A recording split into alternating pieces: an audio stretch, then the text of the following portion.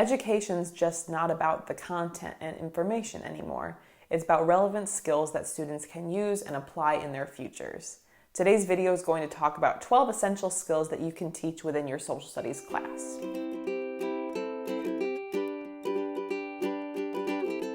Hello and welcome to episode 3 of We Teach History, the weekly show here at Mr. and Mrs. Social Studies, designed to help social studies teachers apply new ideas and tips in their teaching practice. I'm your host, Sarah, and I am thrilled for today's episode.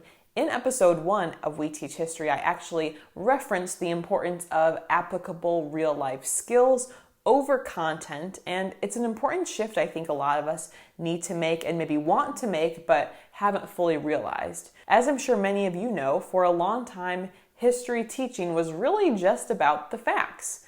Lecture was a predominant way the information was shared, and these were the facts. You read about it in the textbook or learned about it in class, and you would take a test on the facts. But you see, the facts don't necessarily cut it as much anymore, and we have to address some blunt truths. The way that our world has changed is that the facts themselves are not as important to have memorized anymore because anyone can look up those facts and learn them very easily. The information is accessible. Sure, not every resource out there is amazing, but in general, you can find the information out there that you're looking for. It's very accessible. And this means that we don't necessarily need our students to memorize these facts, as well as a lot of the facts don't necessarily pertain to most jobs in the future. For context, I'll throw myself under the bus here. I love history, but a lot of history I'm not great at. And I had to teach myself certain things before I taught the students. Certain schools value different concepts, and really, if someone who becomes a social studies teacher doesn't remember all of the information they're learning in middle school, high school, even college, then what do we expect everyone else to remember who is not going to necessarily use that in the future? Of course, there are key takeaways that we can have, and we can have a good general understanding, but if we use that lens, it means that the content really doesn't matter as much. Now, I'm sure this does seem upsetting to history teachers who are so passionate about the subject and the facts and specifically what happened, but we just have to understand that our world has continued to change, and because there's so much access to information out there, that part does not matter as much. What are things that do matter? I compiled several different sources when researching for this video and have kind of a top 12 list. A lot of this has to do with what skills students actually need for their futures, for their higher education, for their job, for the changing society that we live in. And they can also be applied to most of your historical units and content areas. The thing is, these skills can exist very nicely in the framework of teaching social studies, but again, it's skills over content. Let's begin. Number 1 is critical thinking and problem-solving skills. How are your students able to solve problems and really think beyond the surface level types of questions? A great way to incorporate these skills is to do some sort of project-based learning where students are trying to solve a problem. For instance, when my students were learning about the Progressive Era and Civil Rights Era, I actually merged the units together because I had heard past teachers at the school had not even covered the Civil Rights Era. And I thought, oh my gosh, that's such a disservice. So let me combine them together.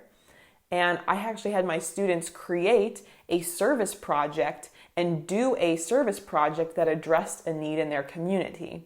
Now, of course, when you do something like that, it is really challenging for a lot of the students, and I don't know how many times I had to repeat myself, yes, you are actually doing this project. This is not just an idea. We are doing it. But it was a way that students actually had to put the steps into practice that some of the reformers in either the Progressive Era or Civil Rights Era, actually what they did, identify a problem, figure out options, take different action steps, reflect. Getting your students to actually engage in this problem-solving process allows them to really understand it better and develop meaningful skills. It's also really important to help our students have strong analysis skills and to be able to analyze different sets of information and data. Being able to use information and come to your own conclusions is important, whether it's a future job or even if you're just trying to make informed decisions about your own health, for instance. There's a lot of different ways we can analyze information in our own classroom, such as through primary sources, through data. When teaching immigration, I have used actual US government data that the students were able to make graphs with and sort of draw comparisons between different years and time periods. So that's a really great option too. Communication is essential because as we live in a very social world, we're always going to be communicating with others. Some ways you can do that is to encourage your students to create proper and formal emails and model that with them, or actually teach that process. Help students communicate effectively with one another, even if they have differing ideas, such as in a debate or discussion. Being able to respectfully disagree with someone, even if they very strongly disagree with the points. As well as being able to communicate with authority, such as their interactions with you or the way they communicate with school administration and other school staff. Likewise, collaboration skills are important. How students work in groups. Now, a lot of times the standard group project idea gets a bad rap, and people talk about either how they were so frustrated because they did the whole project and their group members did not help them, or various drama and dynamics that happen with group projects. I think it's definitely important to have group projects and group elements of collaboration in class. Sometimes students choose their groups, sometimes they are assigned. With group projects, I do encourage students to set goals for each person and to check in with each other on how these goals are coming, as well as after the project's done, doing a group evaluation or a peer evaluation to see what actually happened in the group dynamic. Because I've told students, it's not a good situation if one person monopolizes all the work. Don't let it get to that point.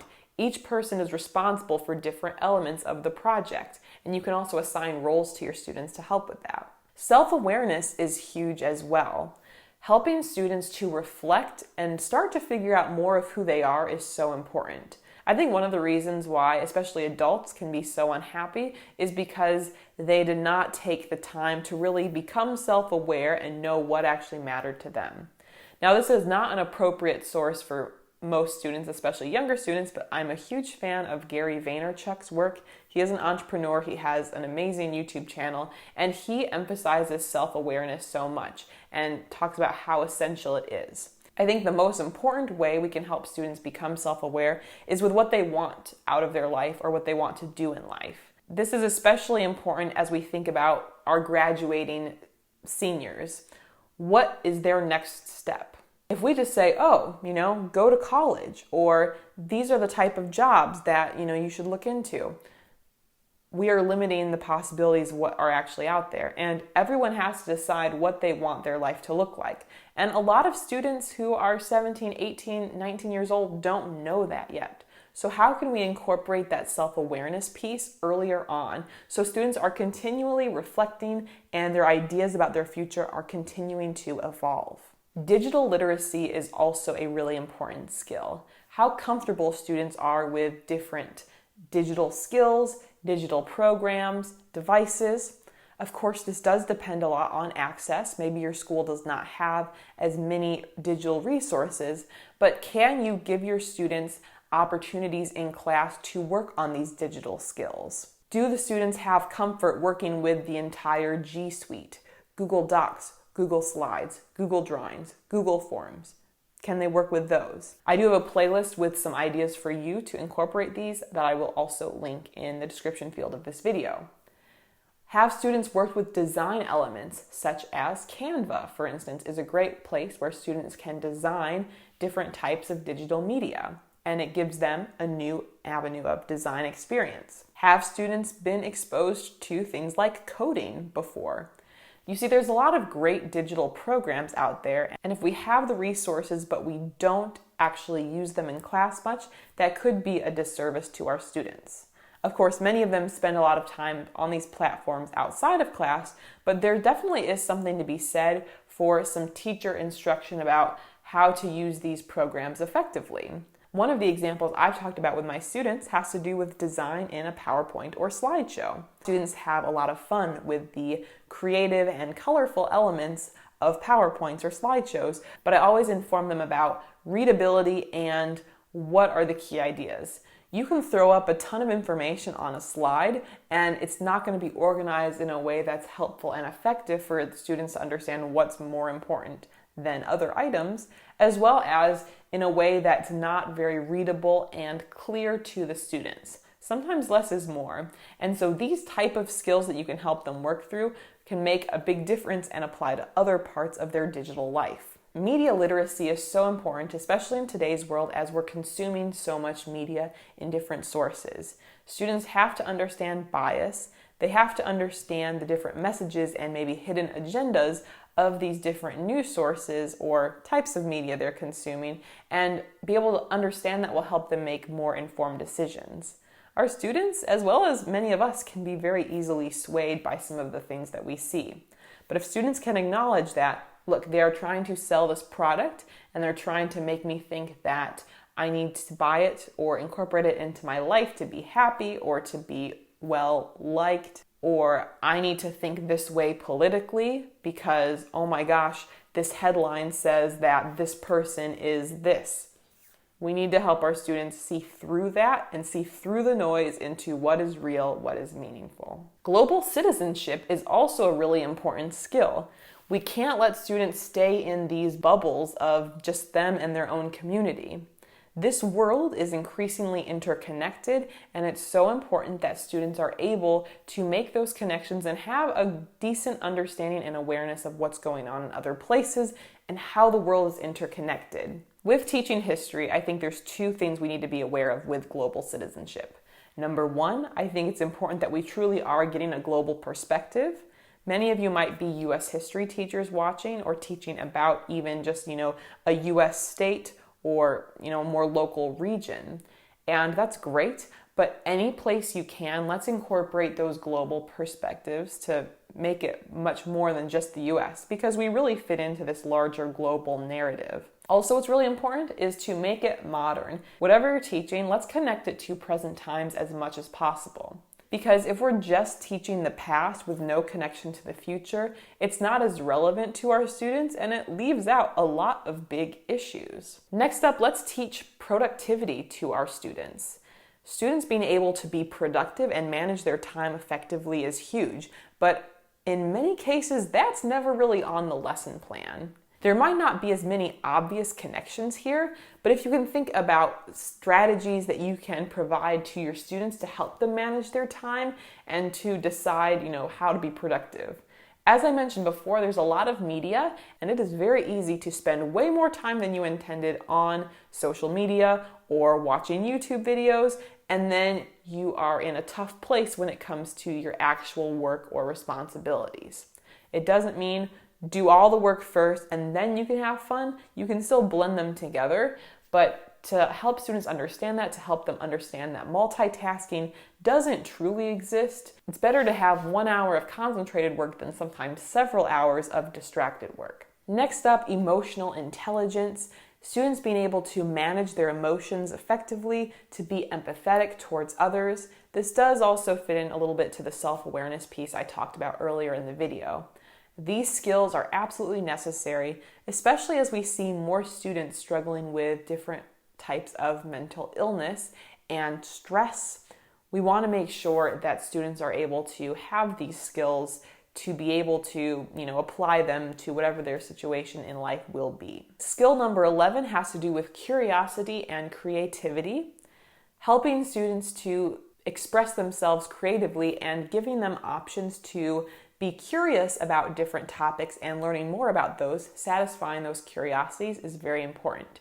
And I think social studies is really cool because you can incorporate these pretty easily in most topics. Giving your students some choice in their assignments as well as choice in topic, maybe even letting them choose their own option for an activity or their own project for an activity is a great way to help them fulfill these curiosities, as well as encouraging them to ask tough questions that go deeper into certain topics that interest them, and different ways you can tap into some of this artistic or expression-related potential, such as having students create a rap or a song about a particular event or topic or person. Maybe they are designing some sort of artistic piece that goes along with it, maybe an infographic or comic strip, like we talked about in last episode. These activities that challenge their creativity are going to be very meaningful, especially since a lot of those students would likely be using those skills in the future. Lastly, this one has not really been talked about on a lot of the articles that I was researching, but it's so important that we try to do our best to promote healthy work-life balance. Now, as a teacher, this is tough because we might not have a healthy work-life balance. This could arguably be one of the most important topics. A lot of our students are stressed out, and a lot of students are struggling with various things. We are doing a disservice if we don't try to promote this work-life balance. This may mean scaling back a little bit on homework, or this may be a mindset that we demonstrate. I don't think teachers should be super upset or aggressive towards students who maybe are falling behind with things. If we can be empathetic and understanding about what students are going through, still hold them accountable, of course, but to not make them feel terrible if they didn't get to something. Healthy work-life balance is tough to achieve, but see at least if your class life balance can be more aligned. Lots of different skills in this video. This can be something you refer back to as you go through your upcoming plans. I think a great strategy would be to try to hit at least each of these skills once during the year, and maybe more if you feel more up to the challenge. I mentioned a lot of different videos that you might also like, so I'm going to be linking those here off to the side. And if you haven't already, of course, you can subscribe to the channel. We'll see you next week for our next episode. Bye.